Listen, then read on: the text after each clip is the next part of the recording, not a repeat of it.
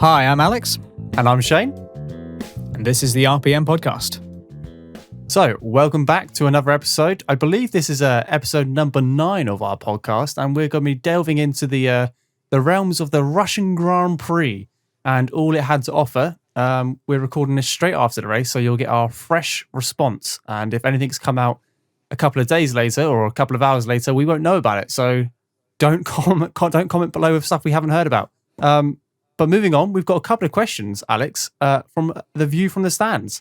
One of them being, does Kvyat deserve an F1 seat? What do you think? Well, I suppose it's hard to answer questions about whether or not people deserve to be in F1 because it's a decision that's presumably made on performance and the like, and it's hard to evaluate Kvyat over the course of the season so far, I find, off the top of my head, because he's been not outstanding, but also not really terrible either. It's not like he's been making a name for himself in the wrong way. This race, he finished in the points. He finished in the points last race as well. So that's probably what AlphaTauri can expect from him and expect from their car. He's not been horribly inconsistent as far as I can tell, unless somebody wants to correct me on that. But so overall, I'd say, yeah.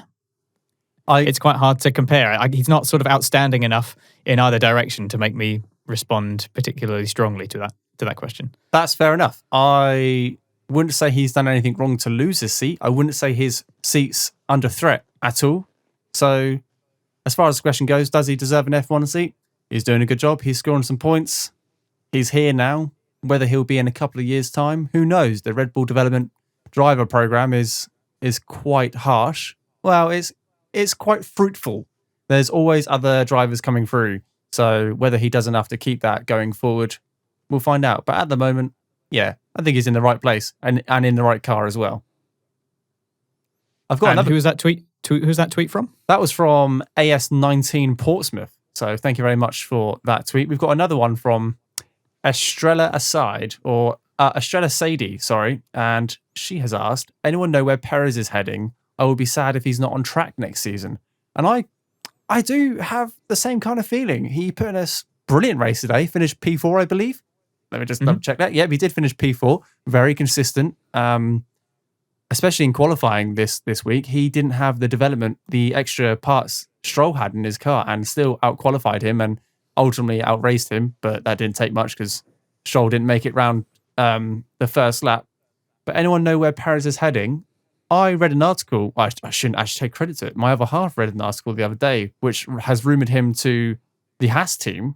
Whether that's, got any oomph behind it, if that's the right word, I don't know. Are the Haas drivers confirmed for next year? I don't think they are. No, I don't think they've confirmed either driver, and there has been some speculation that they won't keep hold of either of them.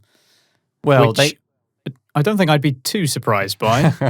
They're obviously struggling with a difficult car. I think Haas would probably do well to take Perez.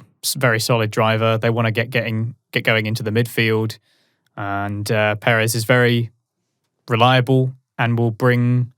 We've mentioned it before. It sometimes feels a little bit pointed to keep bringing it up with Perez, but there's no denying that he does bring a reasonable amount of sponsorship with him, and a team like Haas is going to benefit from that, given that they have a very tight budget.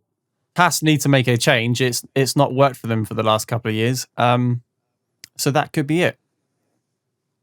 So thank you very much for that question, and as always, please keep them coming in. You can tweet us at RacePerMinute on Twitter or drop us a message on Instagram at the same handle. And if you want to email in, the email address is info@raceperminute.com. Let's jump into our race discussion itself then. So Sochi is a track that, to my mind, doesn't immediately scream exciting races and lots of fun overtaking and the like. So I don't know about you, Shane, but I usually come into the Russian Grand Prix expecting something of a snoozer, lots of Mercedes domination. But we actually kicked off already in qualifying with some pretty big drama when Hamilton nearly didn't get into Q3 after Vettel's crash caused a red flag. That was close. That was Yeah. very close. I believe he was 1.2 seconds or thereabouts from not getting a lap in. That's crazy. And to put it into perspective, I have a little fantasy F1 team I run with my family and friends, and I mega drivered Hamilton this week, which means I get 3 times the amount of points he scores, or you get negative points if they don't make it into a session or DNF or don't qualify. There's various reasons.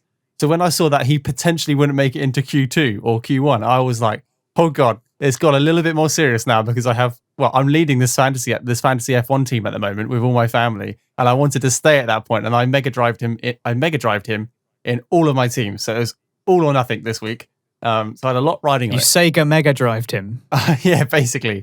But Is yeah, that what it's called? no. Oh. But qualifying was way more interesting than I expected it to be. Like you said, Vettel had an off and had 2 minutes 15 seconds to go before the end of the session. And we saw we saw Vettel kind of cleaning up after his own mess as well, which was rather. He's just a sweet nice to get guy, his isn't front he? wing. He's just a nice guy. Nearly took out Leclerc as well, because Leclerc nearly hit him in the process. So that was nearly a double disaster for Ferrari. But yeah, Vettel again just looking a little bit nervy on the throttle, coming out of some corners, and just keeps losing that back end. He was it happened quite a bit in practice. The first, obviously, the 3 practice sessions, we had a lot of cars spinning out and doing some pirouettes on the old track. But obviously, you don't want it to happen, and then you hit a wall. And unfortunately, he did. So we also see a couple of potential records being broken and equaled today. So we have Hamilton, obviously, was potentially going to be his record equaling day of the 91 wins. It wasn't to be. But the person who did succeed in their record was Kimi Räikkönen, who matches Barrichello's record for the number of race starts. I believe it's 322 now for Kimi Räikkönen. Blimey. So yeah, it's been a long time since we first saw him jump into that Sauber in his first race. That's a lot of race starts. Yeah. And then before we even got to lights out, we had Lewis Hamilton again in the drama, under investigation for practicing his starts at the end of the pit exit, which it had been apparently passed on by the race director that was not going to be allowed during this session, presumably due to the nature of the pit exit and the fact that it's obviously quite long and it has that corner in it and not really a safe place to be doing practice starts. So the people who make the rules say. Hamilton perhaps didn't get the memo, wasn't told by his engineer. There's going to be questions at Mercedes as to how they allowed to get 2 penalties for the same infraction. I thought 2 5-second penalties. On that note, I thought I heard one of the engineers over the radio confirming to Hamilton yes, this is the correct place to do this start. Hamilton was like, is it here? Is it here? And the engineer responded with further down on the right. So the rule is it was banned on this specific track because, like you said, the nature of the pit exit. It's 2 concrete barriers either side. It's about 2 car widths wide, but it does go onto an extremely fast right-hander. It doesn't actually count does it count as a corner? It does. Turn 1. It's got that little kink, hasn't it? So it just pops out after turn 1. And the infraction I don't know if it's officially turn 1. Is it officially turn 1? Because the long left-hander is turn 3, isn't it? So it would have to be. But it's turn 3 because there's a right and then a left going into turn 3. But we'll have to look into this. Turn 1 is the turn right that goes into the first part of that right-left chicane. And then the left is turn 2, and then the long left is turn 3. I believe so, yeah. Okay. Well, regardless, the pit exit comes out onto a high-speed part of the track, and they don't want any stationary cars at any point during that part. Especially if you're coming out the pits. I don't know if you've ever played the video game. It'd be a lot easier to imagine. If it's a blind right-hander coming out the pits, and I wouldn't say I use the term blind lightly, but you can go full throttle from the white line, and it's quite a narrow pit exit. And if you find a car coming around the right-hand side without seeing it, you're gonna, it could cause some problems. So I can see why the rule was placed. Do we know if that's the exact rule then? Was it just no practice starts allowed? Because I don't know exactly what the sort of wording from on high was. Oh, so. I don't know what the wording was, but he got a 5-second penalty for stopping in a dangerous place, which was the pit exit, and then a 5-second penalty for doing a practice start where he shouldn't have done. And they came in the reverse order. So he did the practice start, and then he got another 5-second penalty for stopping in the incorrect place on track, which I thought was quite harsh. But we'll get into that.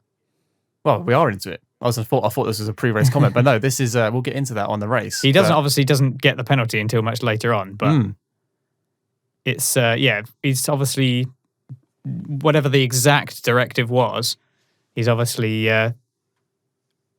found himself on the wrong end of that investigation. Yep. Can we also just, before we get to the actual lights out moment itself, I just want to give a shout out to Karen Chandok, who I thought was brilliant today in lieu of Martin Brundle. I really like Karen. I think he gives quite good analysis, and he brings he's quite incisive, isn't he? Yes, yeah. His knowledge of Formula One is incredible. He just gives it in such a brilliant way. I completely agree. We should have him on. He does give Sky a very Sports more specific often. kind of driver's perspective on it, Yes, doesn't he? 100%.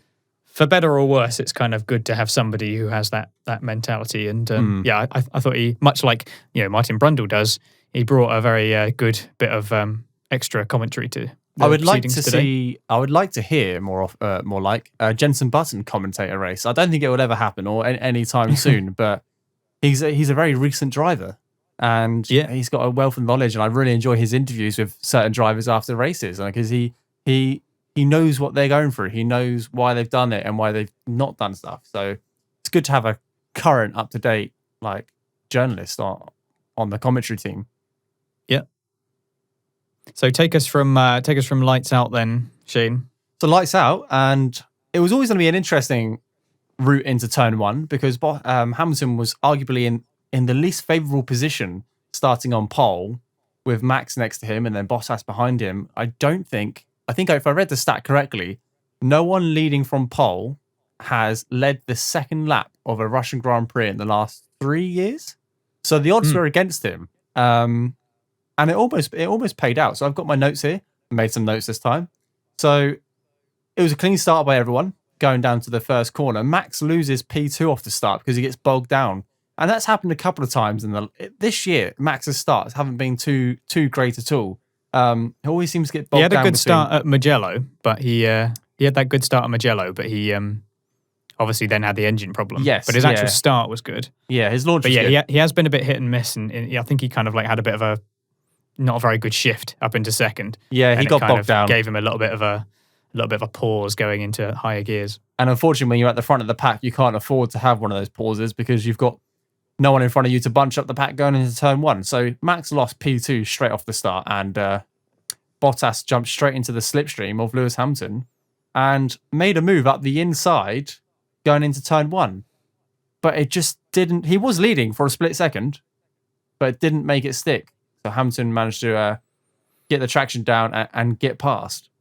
Meanwhile, while this was happening, there was a bit of a battle all going on behind. No one really made many overtakes, but a couple of cars went off. And there was another rule, wasn't there, by the FIA this week, that if you, much stricter than previous years, may I add, that if you put your left-hand wheel over the sausage curb, or if it touches the sausage curb on turn one, you have to take to the escape road, which proved to be an interesting ruling going throughout this race, as a couple of drivers got some warnings and penalties. But Sainz went wide into turn one, and I don't know how else to describe this, apart from just drove into the wall and clipped his left tyre and ended his race. What are your thoughts on this, Alex? I can't put it into words. Well, I mean, I can put McLaren's weekend into words, but they're words that I shouldn't really say on the podcast. Well, we have to bleep them out. We're going to have to put Gunther Steiner's face over mine. Oh, no.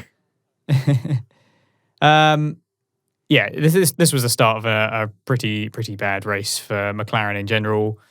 I think Sainz just misjudged the angle of where that wall is, and obviously the adrenaline was going at the start of the race. He wanted to get out quickly and just misjudged it, and clouts that wall. He floored it going through the it. bollards. He just went too deep into turn one, and he didn't want to. You could see obviously. He knew he had to take that road, and also you don't really want to be going over both of those sausage curbs either, because it doesn't do the car much good. And it was a pretty nasty whack, and that was it. He was out. He was out and caused a lot of debris over the track, which then Norris had to slow down and avoid and jump straight on the radio because he thought he had some damage to the car, so got his engineers to check it out. But at this point, well, Norris was in. That was also after Norris had lost the car.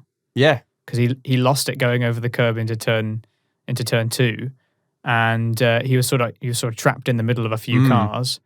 So then he had to slow down because he already lost a couple of positions by that point. Then he had to slow down again. Got clipped by Carlos's front wing, I believe, and so yeah, had to pit, I think. Yeah, he did. We'll get onto that because that's at the end of lap 1, and then a couple more things happened. But Sainz was out, and it was a rookie error almost, wasn't it? I think he saw Max floor it back onto track. Max did the perfect thing. He went wide, noticed that he went wide, took to the escape road, and managed to put his foot down and rejoin in P3. He committed to it, didn't he? He was like, I'm just going to blast through here, basically. And he got the angle right. And I think Sainz thought, you know what? I'm going to do the exact same thing and not lose any places apart from he just clipped his left tire. It wasn't like he just knocked it as well. He it was a fair amount he hit. But that was just the start of McLaren's woes for the weekend. It was just wasn't a brilliant weekend for them. Moving on to turn 4. And then when I saw this, I put a tweet out saying that Stroll lost it by himself. And I thought, here we go. He's got his drive for next year. And this is where Perez starts to outshine Stroll with the least favourable car. And Stroll's managed to lose it all by himself and put it into the wall. I was wrong. He got clipped by Leclerc, which I didn't realise until 10 or 11 laps later. Really unfortunate. Really unfortunate. I was really surprised that Leclerc wasn't even investigated for that. Because if you cause an accident, you rightly should be investigated, even if it becomes just a racing incident. I think it was investigated. They just didn't award a penalty. He was definitely under investigation at one point, I think. Was he? I don't know if he was. I think so, because I remember them saying... I'm sure I remember them saying at some point... Or maybe they said that there was going to be no investigation necessary. Maybe that's what they said. Oh, okay. I'm trying to remember it now that I'm trying to think of it. But yeah, I think maybe you're right. Maybe they just said there was no investigation necessary. But I was equally surprised. Like I thought that if you're going to give a time penalty to Hamilton for what happened with Albon in Austria, then surely it's pretty much the same incident. Oh, actually, now you've mentioned that, almost a carbon copy, right? Yeah, it's pretty much exactly the same incident. Yeah. So apart from there was why just a are we wall giving there? one for one and not the other? I don't really get it. Like, you're not suggesting that the Leclerc FIA kind of like was moving and he didn't quite leave enough room, perhaps. But ultimately, irrespective of what the exact details are, of whether or not it deserves a penalty, like I'm struggling to see much different between the two. Completely agree. I think what you're starting to suggest is there's a little bit of inconsistency with the stewards and offers, which I can't believe anyone would suggest that. That's never happened before in Formula 1. But yeah, it is a little bit annoying. The stewards do need to look back at previous cases, and they don't have to award a penalty straight away. There's been many a times where they've taken 5, 10, 15 laps to get their thoughts, look at previous races, look at previous similar incidents, and look at the scale of penalty they've given. They don't have to award it straight away. So for a slam dunk, no investigation necessary, if that was I think looking back on it, that was probably what popped up on the screen. It seems a bit minimal, to be honest. It's always a no-win. In defense of the stewards, it's always a no-win situation for them, really, because if they don't act fast enough and they spend a load of time trying to figure out the details, then it can affect the race when penalties should be given more swiftly. Yeah. But then if they do them too quickly, and sometimes people feel that it's the wrong decision, then they get blamed anyway. And it's a hard job. They're human beings at the end of the day. Like I think it's important that we hold them to account and that we do bring up these things and say, look, you gave a penalty then, you didn't give it this other time. Going forward, you can only hope that they'll take that on board. So I don't want to sort of start slating the stewards because they do have an incredibly difficult job. I wouldn't want to be in that position. It's so complicated. It's not like football where all the action's in pretty much one place. They've got 20 cars and lots of sports. The action is kind of usually in one specific place, but motorsport is a bit more complicated, and I don't envy their job.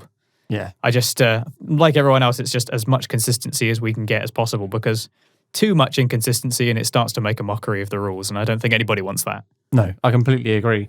So that was Stroll. Unfortunately, his race was ended on lap 1, which was a shame because he was in a good position going forward. I think he qualified in the top 10. He did, didn't he? Qualified top 10, so a really good result. Wasn't his fault at all. Wasn't his fault. Was literally just a passenger, and we've used that before, but he was just a passenger in that. Getting towards the end of lap 1, Norris was down at P18, so they decided to pit him along with Albon and Russell. They all pit for hard tyres.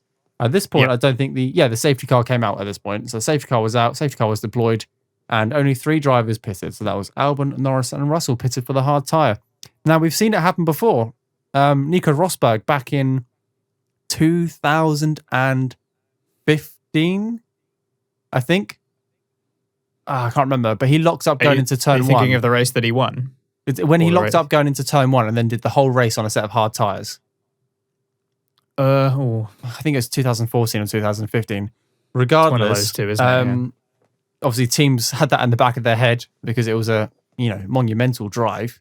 So they thought, we'll stick on the hard tyres and see how long we can go. If we can't go for the end of the race, we can stick on a pair of softs and see what we can do, which was the right decision at the time. And it actually ended up having a pretty good racing between Albon, Norris and Russell in a couple of laps later. It was when the racing got going again, it was quite nice to see the future of F1 racing with each other.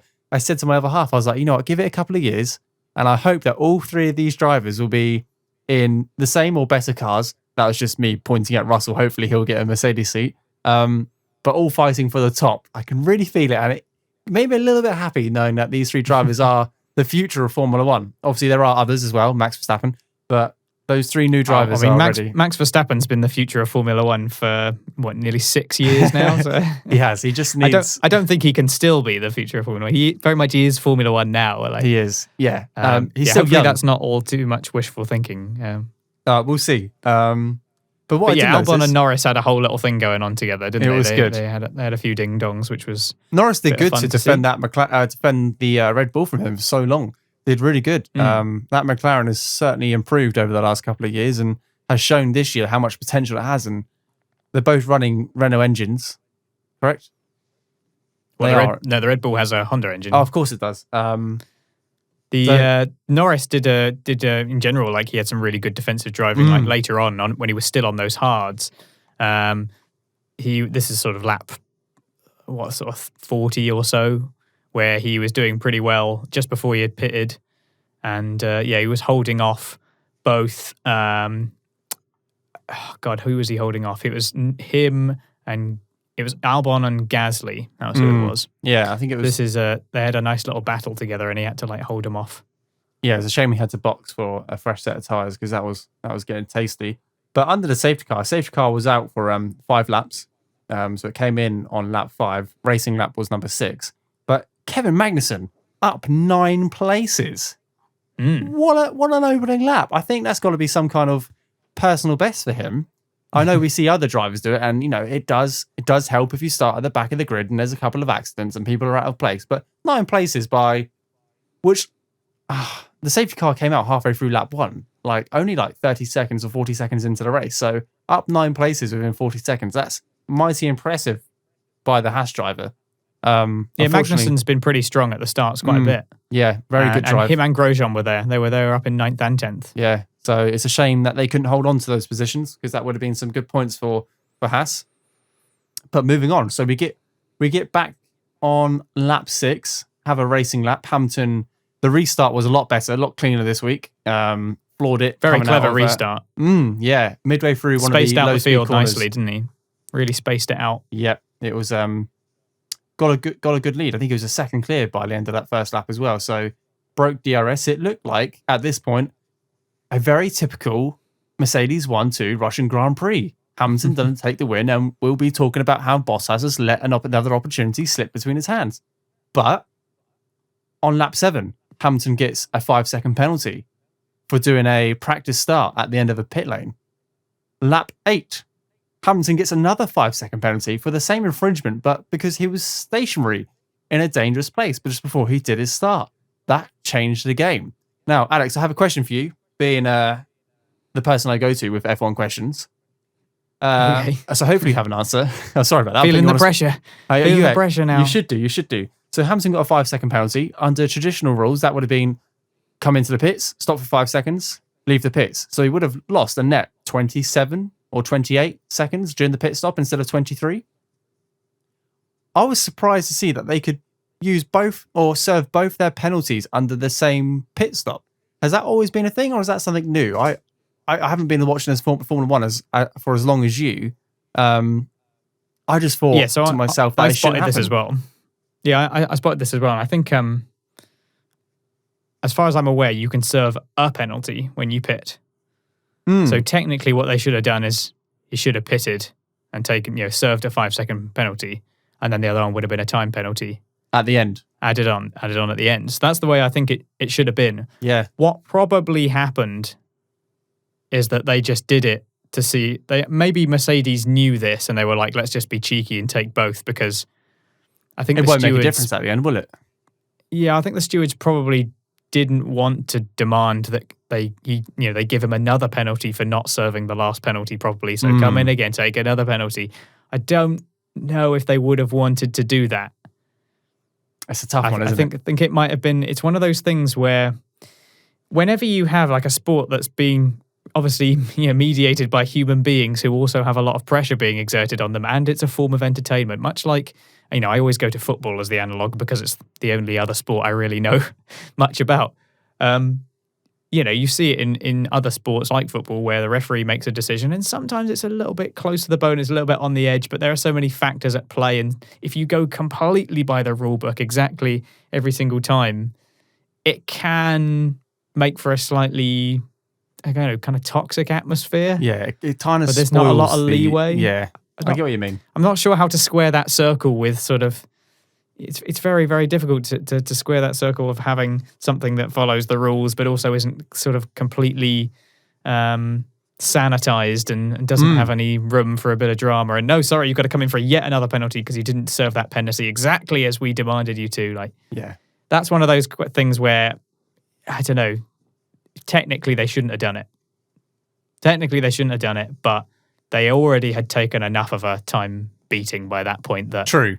And I'm pretty sure an FIA officer or I don't know, or steward would be standing next to that pit crew with a stopwatch, or I like to imagine a stopwatch, but it's probably a digital stopwatch. I was thinking of a more of like an analog one, like the old school ones. But they, if that wasn't an acceptable thing to do, I'm pretty sure it would have been pointed out there and then. Because anytime you serve a penalty at your pit stop, there is someone down there adjudicating it, making sure you are stationary for that amount of time. So I guess if it wasn't allowed to be done, then something would have been said straight away. So yeah, it happened. It surprised me. These things move very quickly. There's always just a chance for them to try and be a bit cheeky and yeah, I don't know. Teams are very clever. We don't have all the information on that one without perhaps going through all the footage that we can find and forming an opinion on it. But you never know. Have that luxury right now. He might be under investigation. 2020. I was just about to say he might be under investigation whilst we're recording this, because I think Hamilton has been under investigation for the majority of this weekend. So yeah, that's true.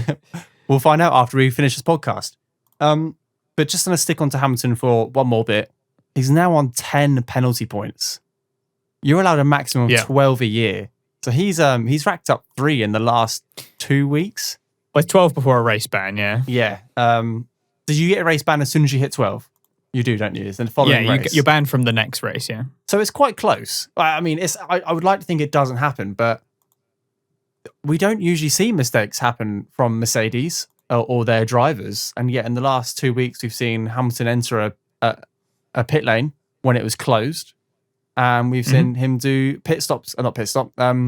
start practice in an unsafe place.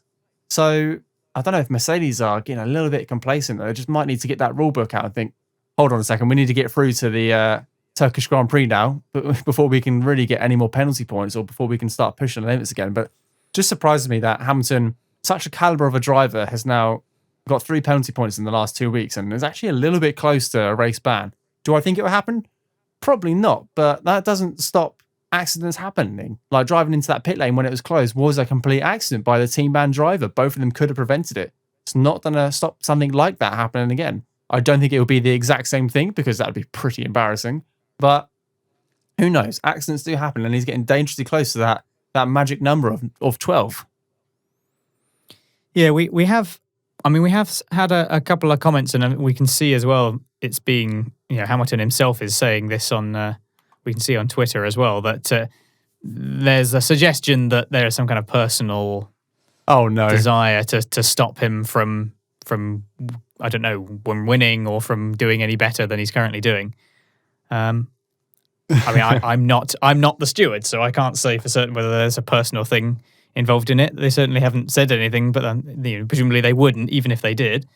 I don't know. All I can say to that is if it's the steward or the FIA's goal to stop Lewis Hamilton from doing well, then they're doing an absolutely awful job of it, considering that he's one of the most successful drivers in the history of the sport. So it's very true. And I put out a tweet during the race 2 hours ago saying the FIA doing everything possible to stop Hamilton getting that 91st win.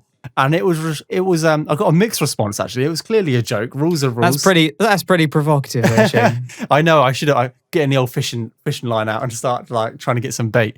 But I got some mixed response. Everyone found it quite funny. But also someone replied back, with some quite strict and stern comments saying rules are rules and they're there not to be broken. Why are you such a Hamilton fanboy? And I was like, oh, I'm sorry. I actually responded back to it saying I was only playing. I was just having a mess around. But it's interesting to see that the public's reaction to what are just mad conspiracy theories, but have no ounce of truth at all. But you know how it is. What the F1 community is like. Yeah, it's all a bit of I guess it's all just a bit of fun speculating on these things. Like I say, we have no way of knowing if there is anything personal, and they're not doing a very good job of it if that's what they want to do. Because I think Hamilton's just going to keep going.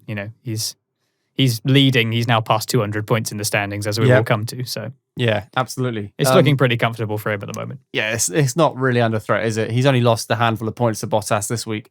So moving on, so obviously he's got his 2 penalties on lap 7 and 8. I haven't got anything else until lap 14. Have you got anything in between those 2 laps? I kind of mentioned that we had a familiar sight for Bottas, who again was finding himself at arm's length out of DRS range. Yep. It was around lap 13 where it was kind of still ongoing before the penalties. And it was kind of a lot of languishing going on from Vettel, particularly. He was just kind of stuck in his position. He's kind of stuck behind Giovinazzi for quite a considerable amount of time, just in 13th. The whole race, really, the majority of the race. We then came up to, we had a little bit going on with the Renaults. Yeah. Because we had Ocon trying to make some ground. I believe it was Leclerc he was trying to get past at the time, possibly. Yes, yeah. They ended up having to swap those cars around in what was a rather unusual incident. We saw Ocon kind of letting Ricciardo by, but not making it very easy. No, that was lap 28, awkward. Wasn't it? And Ricciardo sort of went behind the curb. Only just. I thought... He was quite decidedly behind the curb. Yeah, he was, to be fair. But then didn't take the correct route, which has obviously been a massive talking point this weekend. Now, Ocon could have made that overtake a little bit easier. He was clearly not as impressed that he had to do the old switcheroo, but he got the answer in the end. He made his teammate go a little bit wide, lock up the left front, go over the sausage curb, rejoin the track in a safe manner. This is what surprises me. A couple of these drivers have only just touched that sausage curb and have rejoined in a safe manner, but still being penalised. So obviously Ricciardo got that 5-second penalty and he did box in the end, didn't he? He did box and serve that. I don't think he got added to his... Oh, no. He didn't box at all. He got added to his time at the end because on the radio, his engineer said to him... He had to take it at the end, that's right. You have a 5-second penalty. And he said, okay, I'll go faster. Which I thought was such a Daniel Ricciardo response. And I really commend that kind of sportsmanship. He recognised that it was his fault, given that although Ocon could have made it easier, and maybe that was somewhat intentional. It's easy to read it in that way when you kind of think of the drama between teammates and being told to let each other by. No racing driver wants to do that. No, not at all. At the same time, Ricciardo also locked up. Yeah, Ricciardo also should have been just cleanly through, and he didn't make that happen. So he was willing to take responsibility and put the foot down. And ultimately, he was able to do enough of a job to mean that penalty didn't lose him any positions. Yeah, He did what Hamilton usually does when he receives a 5-second infringement penalty. He usually just puts his foot down and gets on with it. And obviously not the case this weekend. I want to cast your mind back to... Well, I don't know. He still got on the podium. Thought Hamilton did pretty well, all things considered. Well, we'll get to that because I think, was it Martin Brundle who did the interviews? And he said... It was Johnny Herbert. Johnny Herbert, you said, you did well to get back through the pack to finish on the podium.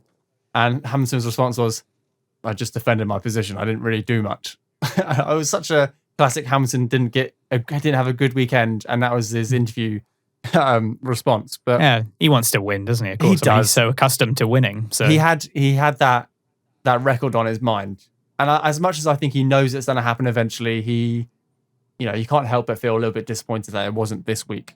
I have here on my notes for lap 15, so I'm just going to go back a little bit. That Perez did a really good overtake on the inside of turn 3, but I can't remember for the life of me what car he was going against. I think it was on Ricciardo. It was on Ricciardo. And what a great overtake that was. They were battling side by side, and to hang that car on the inside of turn 3, they're pulling a couple of Gs through that corner, actually going quite fast as well, and then outbraked Ricciardo into turn 4. I thought that was a really good overtake. It might be because that was one of the few overtakes we saw during the race. Obviously, it wasn't an overtake field race, but I thought that was a really good move from Perez and just shows everyone exactly why he should still be in the sport at the end of this year. Yeah, he has nothing to lose at the moment. He's been on the podium before in Sochi. So, yeah, very solid move from Perez. And in general, he had a solid race overall and finished well. Not a lot of fanfare. That was really his only moment that I can think of. I feel like there was a point where he was potentially in danger of getting a penalty or was under investigation for having potentially done something wrong, but I can't remember. Can't remember what it was. No, I can't remember what it was either. But yes, obviously Racing Point left with the lone car. So Perez with not a whole lot to lose in regards to his team and wanting to prove that, regardless of his situation, he's still got a lot of quality. And the next thing the rest. of course, he obviously ended up fourth after the usual podium, although a slightly different order to what we're used to. Yes, but it was good to mix things up. Same people, different order. We also had actually, though, around that time that we were talking about before, about sort of the lap 20 or so, Kvyat, having not pitted, was fourth, looking pretty good at his home race. He ended up third at one point after Verstappen pitted. So again, he was doing very well to hold his position there, and ended up after pitting, he ended up in front of Gasly as well. So it was a good race for Kvyat on home soil. Yes, good race, strong race, good driving from him as well. He held that position, like you said. He spent a long time on those hards. And was not keeping pace, but keeping relevant. He wasn't dropping back to the cars behind him, but he was doing what Max did and just had his own race, really. He wasn't gaining any time on the cars in front, but he wasn't losing any times on the cars behind him. So doing exactly what was required of him at the time. Let's talk Ferrari then. So we've already mentioned about Leclerc maybe being a little fortunate not to get a penalty after the incident with Stroll, given previous penalties being given. Vettel kind of languishing around the bottom. But by lap 26 or so, Leclerc was suddenly in second. Yes. And kind of doing what he's done quite a few times this season, which is just keeping it quiet, doing a steady job. He's gone on a really long stint and has ended up in a pretty good position. He still had to pit, of course, so he wasn't going to stay there. But, he was quite impressive in the early stages in maintaining his position. But Vettel, generally pretty miserable for him. I mean, again, he was outshined by Leclerc. He wasn't really able to hold either of the Renaults for more than a couple of laps when they came up behind him after pitting. True.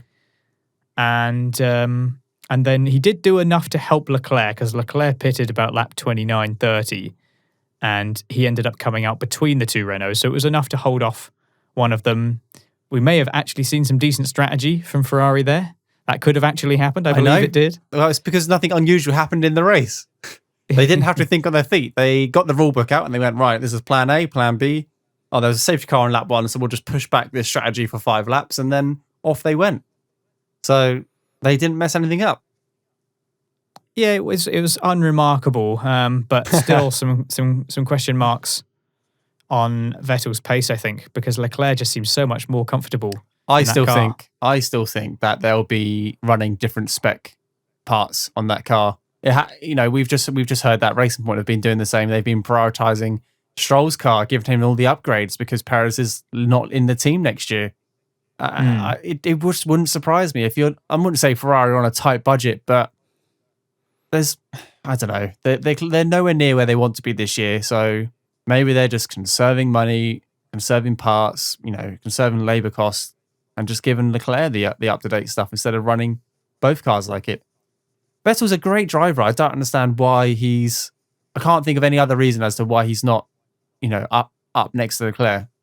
It really puzzles me. Could be just lack of confidence. It could be just struggling with a particular aspect of the car. Yeah. In the same way that, Max Verstappen is able to get a hold on that Red Bull in a way that Albon perhaps is not.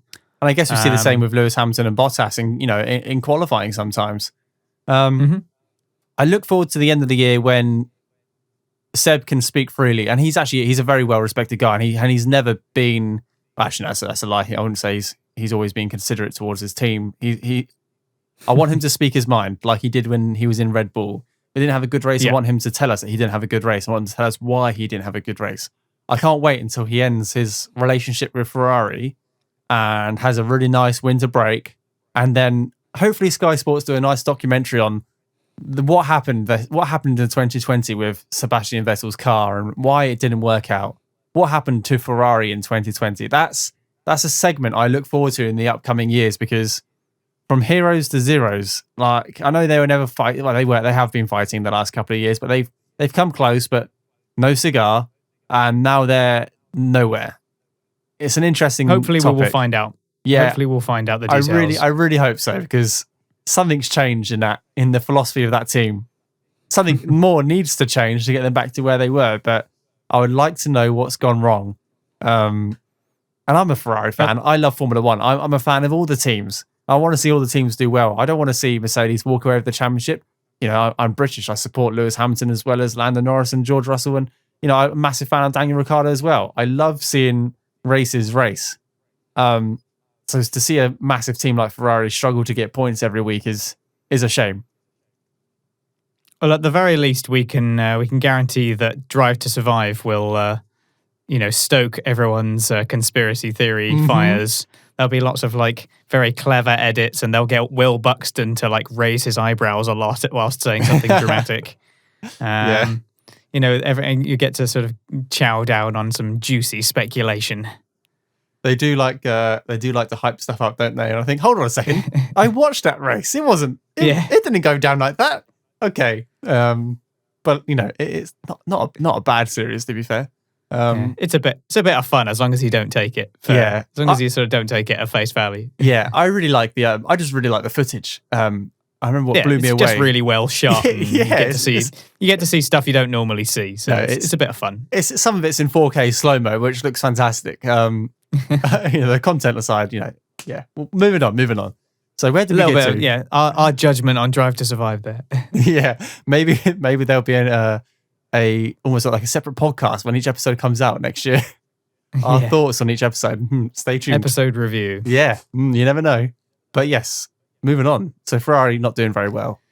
Not much has changed. Not awful, but not all that remarkable either. Yeah, still a split between the teammates. That's probably the best they can hope for at the moment. Actually, that's probably what they need. They need a bit of stability. Just get on with it. Get some data. So Vettel finished 13th and Leclerc finished 6th. Not great. But Leclerc did well to finish 6th, to be fair. Only 2 places off best of the rest. So actually, not a bad race for Leclerc. Did well. Again, he's just able to put it together with that car, and I think he's known for being quite confident on the throttle and getting the right traction coming out of a corner. So for whatever reason, that's just working with the car.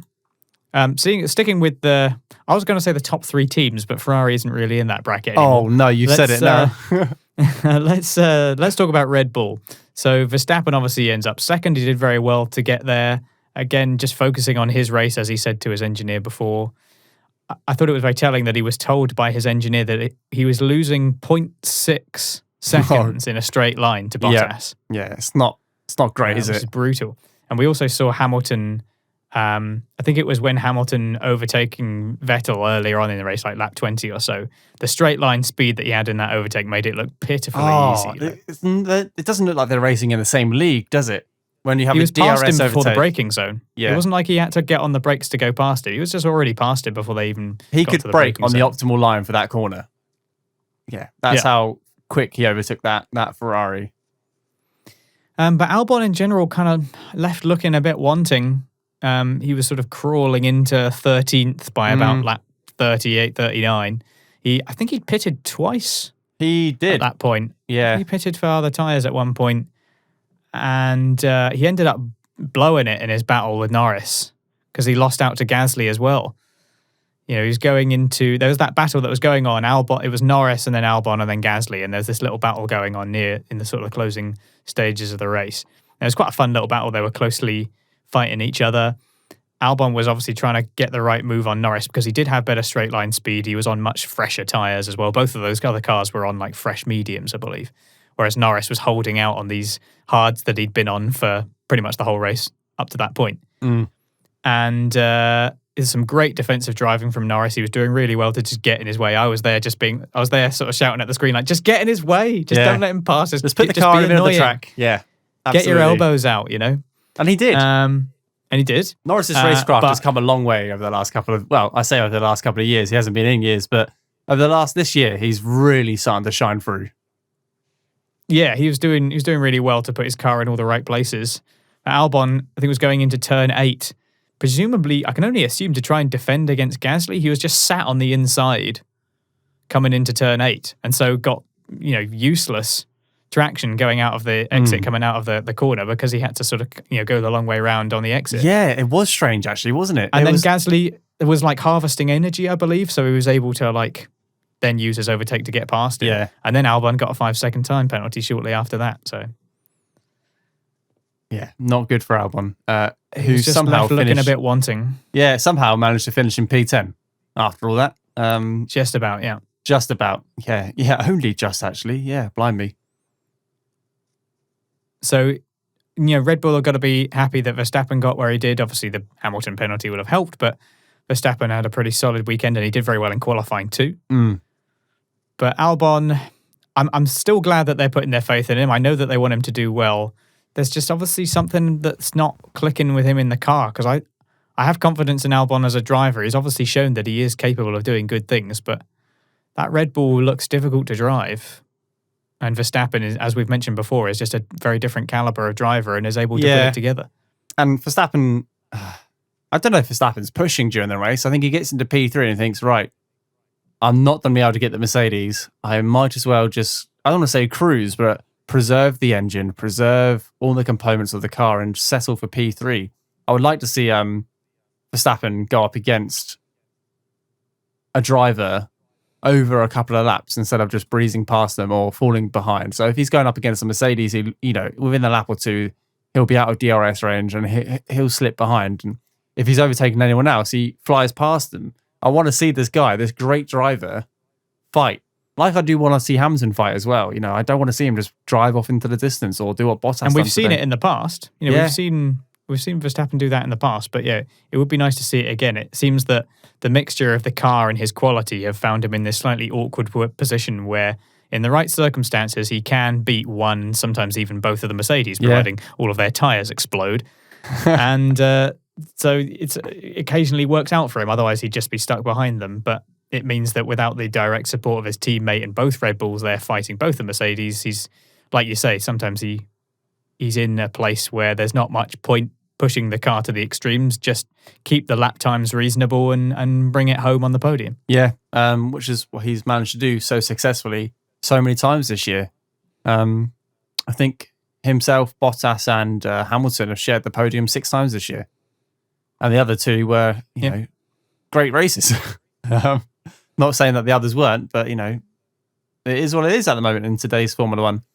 We talked about Red Bull. I'll carry on.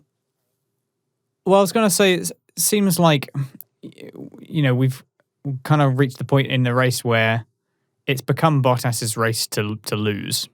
Obviously, after the Hamilton penalty, Bottas is just, he's got a very, very comfortable lead and he just has to keep stringing it together after lap. I did tweet out, imagine if Bottas loses this race. That would be such a blow to Mercedes, such a blow to his championship battle, which is still there, still technically there. It's very much still technically there. He's only, actually, I don't know how many points, but within 2 race wins and Hamilton DNFing twice, he might get the lead. Yeah. But yeah, Bottas is still in with a shout. There was a period where they kept saying, I think it was like Crofty and Karen Chandok were like, kept saying, maybe there'll be another safety car, or a safety car would be really helpful for him right now, this sort of stuff. It did cross my mind that I guess it's possible that Bottas might just lose it or something, but I don't know. I didn't really take the idea that seriously, to be honest. I mean, you'd hope that he'd be able to just bring it home from that position. So we've seen Hamilton time and time again pit, come out in traffic and fly through the traffic and sometimes contend for the win. He's done it. He's done it before, or, putting the pressure on his teammate.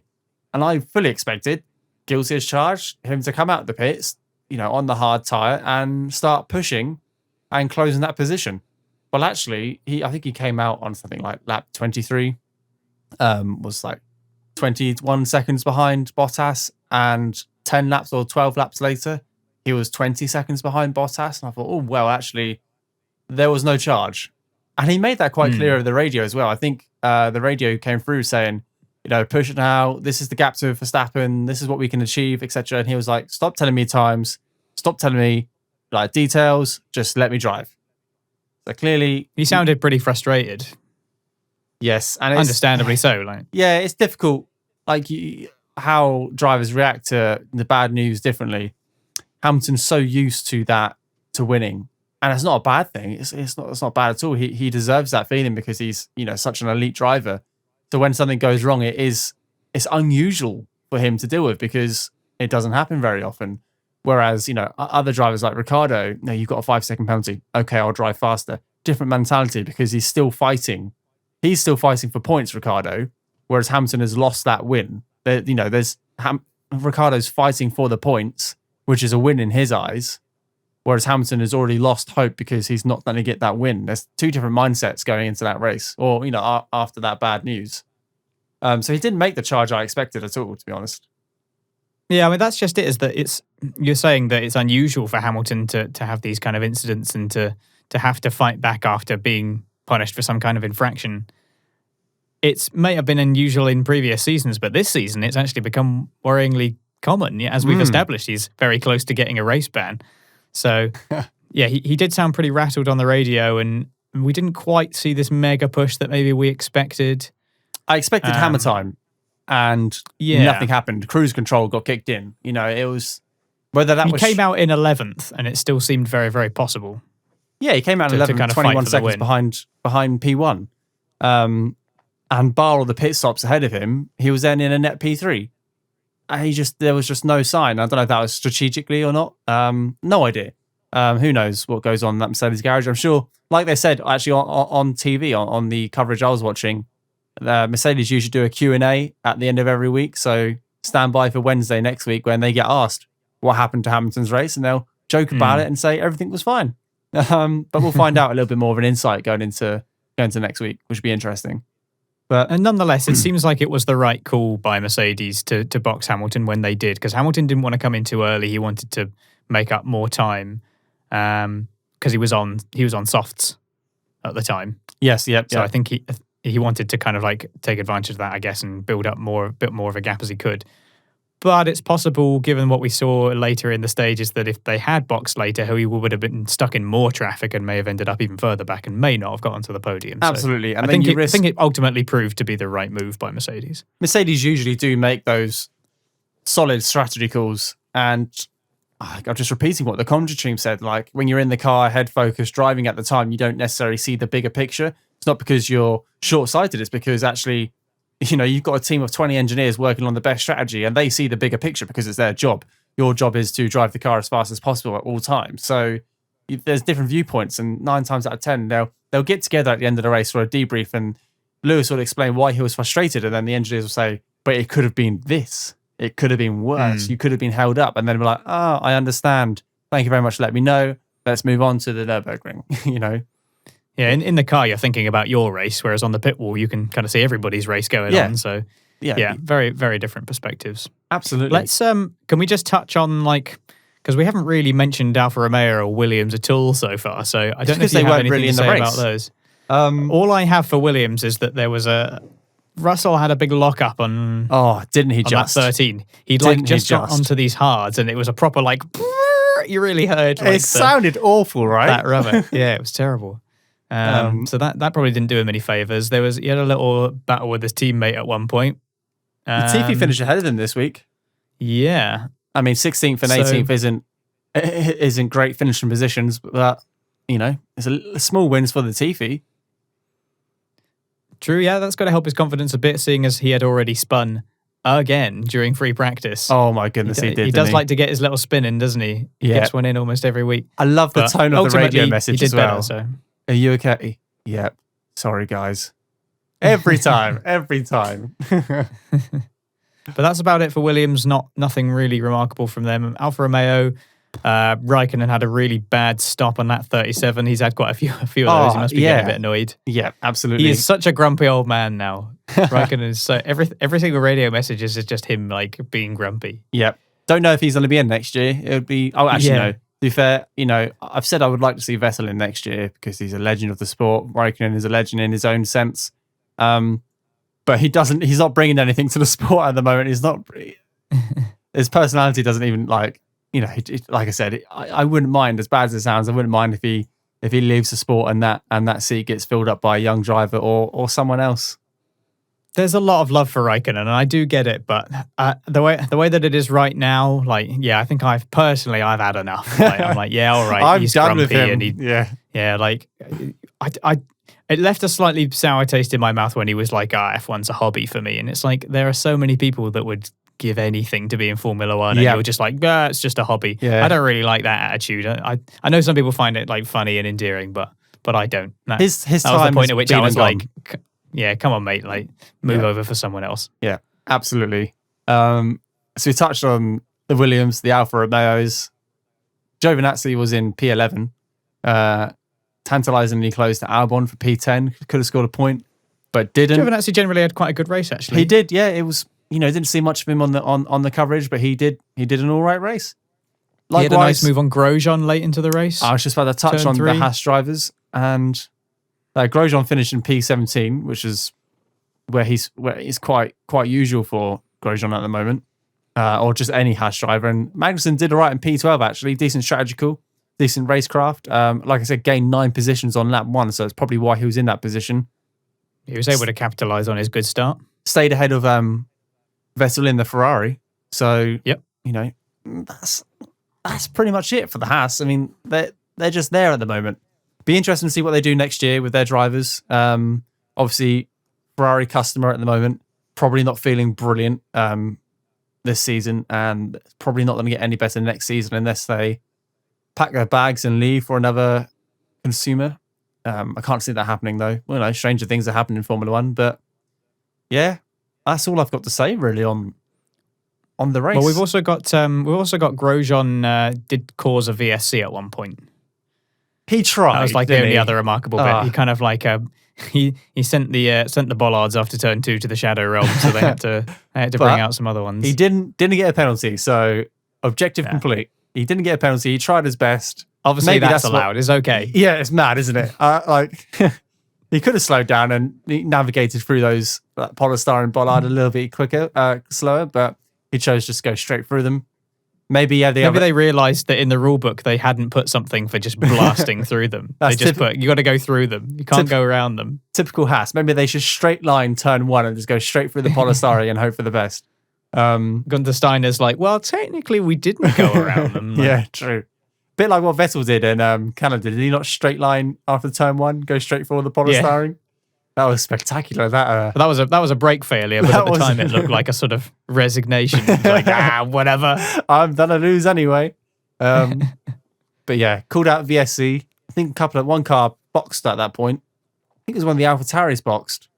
Thinking that it would probably last a little bit longer than it did. But no, they just ran on the track with 3 new replacement polystyrene signs, put them into the ground and went away. And I thought, well, it's very efficient actually. I thought that was going to last a little bit longer. I did get a little bit excited. I was like, "Oh, will it be a full safety car?" No, it won't be. It wasn't to be. Well, I'll just shut my eyes for the rest of the lap, for the rest of the race. But yeah, that was interesting.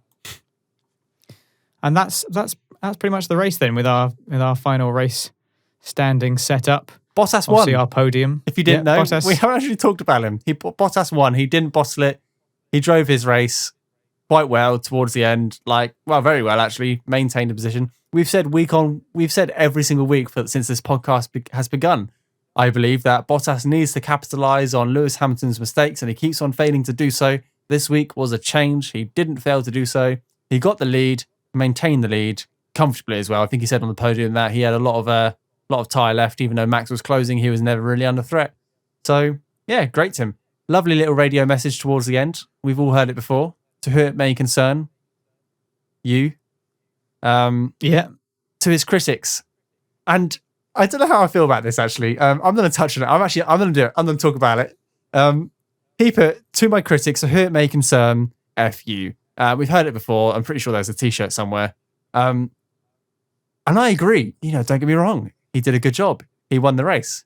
But he didn't win the race competitively. I don't want to sound like I don't want to be harsh here, but Hamilton was awarded a 10-second penalty, which put him a net 25 seconds behind the lead. His closest competitor and the only person who was going to threaten him during that race got a 10-second penalty. And I know racing's racing. It doesn't matter if you win by an inch or a mile, quoting Fast and Furious there, but it just feels a little bit like it was given to him. And I don't know how you feel about that, but I agree. If he had won that race competitively, gone past Lewis, fought for the lead, gone back and forth, won it by a couple of seconds or won it by 10 seconds by getting past Lewis on track, you know what? Fair play. Say that message to your critics. But it just felt a little bit overshadowed by the fact that he was awarded that. I don't want to say awarded. I'm repeating myself now, but he was very lucky in that race. And I know luck goes into racing, but the message was great, but also overshadowed by the fact that Hamilton got a 10-second penalty and had no chance of catching him up. Yeah, it wasn't the most difficult race for Bottas. It wasn't the most difficult race for him, but you don't get points for what you might have done. True. Ultimately, Bottas, it was his race to lose after the Hamilton penalty, yes, but he kept it tidy. He takes a win that's sure to boost his confidence. We've seen him in positions before where it's like, surely this is the point at which now he can take the win. He wasn't able to do it. He's done it this time. Hopefully, we'll see a more confident Bottas going forward. It's something that everybody says every time he wins a race. Yes, this is it. This Bottas is going to, like the phoenix from the ashes, he's going to suddenly become this new powerhouse. I hope it happens. I want to see, everyone wants to see good racing. They want to see Hamilton challenged as good as he is. Like, we want to see some good fighting between the two Mercedes car. If they really are going to be competing in this league of their own, there could at least be some competition going on. Yeah. Bottas, if you're listening to this, good. I don't hate you, but I just want to see. I don't think hate comes into it, really. No, at all. I want to see you. I want to see fighting. I want to see fighting for the win. Get a victorious win by beating the 6-time world champion Lewis Hamilton. We usually, if you look at if you look at drivers from a historical perspective, you see how many wins they've got, you see how many championships they've got. You don't necessarily agonize over exactly how they did it or whether or not they deserve their victories or whatever. Very true. Basically, in summary is what I said first, which is, you don't get points for what you might have done. It's very easy to be this Bottas critical. Was the winner ultimately. It's very easy to be this critical when you've just watched a race and we're solely focusing on the race. When we do a yearly roundup of 2020, obviously we won't get into the details of how they won each races. We'll just be looking at the numbers. But like I said, it's easy for me to be critical just after the race. It finished like an hour and a half ago, so it's fresh on my mind.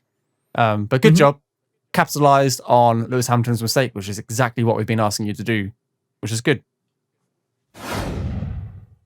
Right, shall we move on to our driver of the day and championship standings? Now, if I'm being honest, I've not put any consideration into driver of the day, so I'm going to quickly be scouring the list of who finished where. I do this every week. I should probably get this nailed down before we do the podcast. I've got an idea, though. So this is where we discuss our personal driver of the day and see if we match up. And we'll have a look at the championship standings and see if there's been any changes and see what's going on. So I'm going to start. And my driver of the day is... Are you ready, Alex? I'm sitting comfortably. Good. It's Daniel Ricciardo. Okay. Okay. So Ricciardo finished 5th? He finished 5th, yes. Yeah. So why Daniel Ricciardo? What's his standout performance for you? Did he qualified 4th, did he not? I believe he qualified 4th. Yeah, he had a very good qualifying session, definitely. He had a very good qualifying session. Out-qualified his teammate. And I know he's dropped a position in the race. He's now finished 5th. But actually, that's a good finish position for the Renault. He had some great fights, really good overtakes, defended well. Had only Perez in front of him, which, they were always going to be strong this track because of the nature of the track and the engine they're running. And I think he got that penalty, dealt with it well, and even though he finished 5th and he stayed 5th. So I'm awarding it to Daniel Ricciardo. Thank you very much. If you disagree with me, you're wrong. No, we're not like that here. What do you think? Ricciardo was close second for me. He did have a good race. He, like you say, he was in a good starting position. He generally had a good start. He was beaten to 4th by Ocon before the safety car restart. So at some point during before it came out, Ocon managed to get the better of him. He eventually had to let Ricciardo go by, and Ricciardo definitely was a bit better in the fighting position. He was just a little bit inconsistent in places for me. Didn't quite get past cars fast enough when he should have done. And I think also that penalty that he ended up getting, okay, Ocon, he could have made it easier, but Ricciardo really shouldn't have locked up going into that turn. Just keep it tidy, and if you got to wait, then wait, Unfortunately, he took responsibility for that and did a good job to make up for it. He didn't suffer the effects of his penalty too much. My driver there is going to be Perez because fair enough. I thought that he just put in a really solid result. We didn't really see too much from him, but he kept his nose clean. He didn't really have anything to lose, as we mentioned before, with his status as a driver for Racing Point. He's had success at this track before. We saw him on the podium in 2016 or 2015. I think it was 2015. One of those. So he's obviously got this track down pretty well by this point, and he was just very solid. It was quite difficult to choose a driver of the day today, though, because I don't think anyone was particularly outstanding. There was a lot of penalties and a lot of mistakes across most of the drivers. But Perez had a steady job as the lone Racing Point and ended up 4th, so that's pretty solid points when they obviously only had the one car. It's hard to award driver of the day, like you said, when it's a race like today, but someone has to do an outstanding performance. So for me, that would be Hamilton, top in FP1, FP2, FP3, Q1, Q2, Q3, fastest lap, win the race, led every single race, because that's outstanding for him. Just winning the race doesn't do it for him. Verstappen would be having to split the Mercedes or winning to get that, because they're such high caliber drivers. But like you said, passing the top 3 today, even including the top 3, everyone made small mistakes. So it's hard to give it out. But I respect that. Perez is your driver of the day, but I'm going to stick with Ricciardo. So a split decision. I think it was nice to see the stewards keeping up the strictness of the track limits in general, because I want to see more of that. I'm always complaining that they're always going miles over the curbs and nothing's done about it. And it's different in places like Mugello, where if you go too wide on the curbs, you're in the gravel, basically. So that's fair dues. But obviously we don't get as many circuits like that anymore. And I think if we are going to have all this runoff, that's fine, but the track limits should be really strict. Yeah. Because otherwise there's just no reason, cars will just sort of blow over the curbs, basically. And there needs to be a really kind of the strict thing. So making them go through those bollards, quite a few drivers suffered from that today.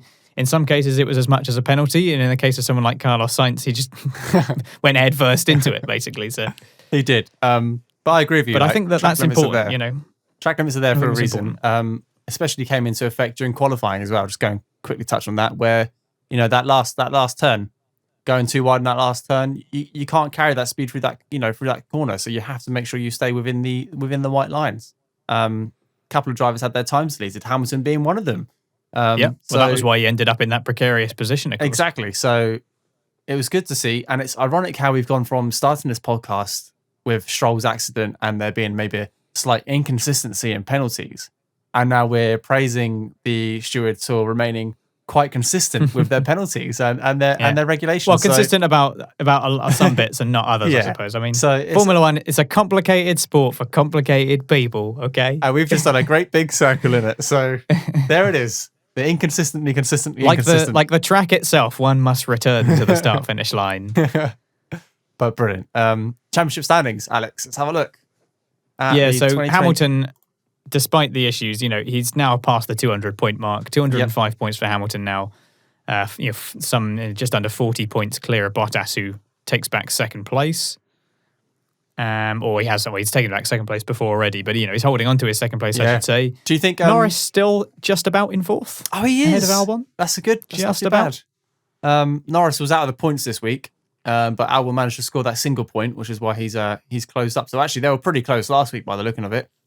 And actually, like you said, Daniel Ricciardo's only 2 points away from finishing fourth in the Drivers' Championship, which is it's amazing how close it is between those drivers. You've got five drivers here from 64 points all the way down to 41. So 6 drivers, who are all within touching distance of finishing best of the rest, which is pretty amazing. But this year's midfield fight has been absolutely outstanding. I mean, if we look at the constructors table, the fight for third is McLaren on 106, Racing Point on 104, and Renault on 99. So it's a really close fight for that top 3 position. Yeah. And then we've got all of the drivers between fourth and down to Perez in ninth, where there's like 10 points basically between it. Yeah. It's definitely spicing up. That Formula 1.5 fight is it's quite something. It's definitely there. The bottom of the championship hasn't changed too much at all because none of these drivers scored any points, and the race didn't really give any opportunities for these drivers who are struggling at the moment, for the likes of Haas, Alfa Romeo and Williams to get a point. Unfortunately, the opportunity wasn't there. So that's all pretty much stayed the same. But I've got a question for you, Alex. Before I make my weekly statement about how Russell will score points before the end of the season, do you think Bottas will hold on to P2 in the championship?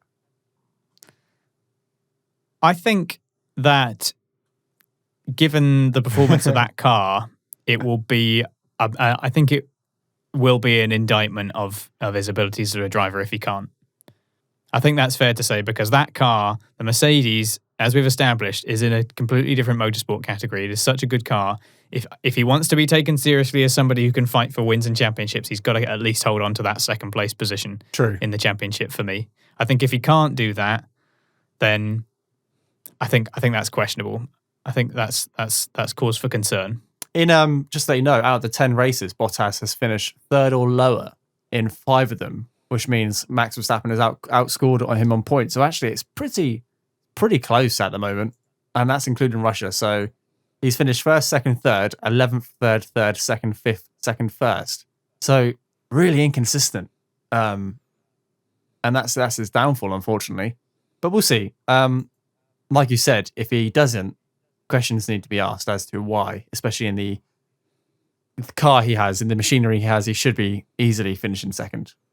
It seems more likely that he will than he won't. But absolutely. Only Bottas himself can really answer that question. He just needs to hopefully take away some positive vibes from this race and get his head right, keep believing, be consistent, take advantage. Never give up. Never give up, as he says, and do his best to keep taking the fight to Hamilton. Thanks again for joining us for the Race Per Minute post-race discussion then. That was Sochi. That was the Russian Grand Prix. If you liked what you heard, then subscribe to us on YouTube and comment down below. Give us your thoughts. I'd love to hear what you think of everything that went on in the race. It was pretty exciting. Certainly more exciting than I expected it to be for the Russian Grand Prix. So we got some good memories from this one. Give us a rating and a review wherever you get your podcasts as well. And you can always follow and contact us on Twitter as well. We are also able to take emails, info@raceperminute.com. And if you really like what you hear, then you can support us on Patreon by donating as little as £1 to help keep the show running. So we hope that you'll join us again. We are back from a very small gap, I believe, because Shane has been away for a period of time, and I've also had some other responsibilities myself. So we've had a little bit of a gap, but we're hopefully going to bring some more roundups to you soon and keep helping make our channel and our content as good as it can be. So we appreciate any and all feedback, and we hope that you'll join us again for the next episode. Thank you very much.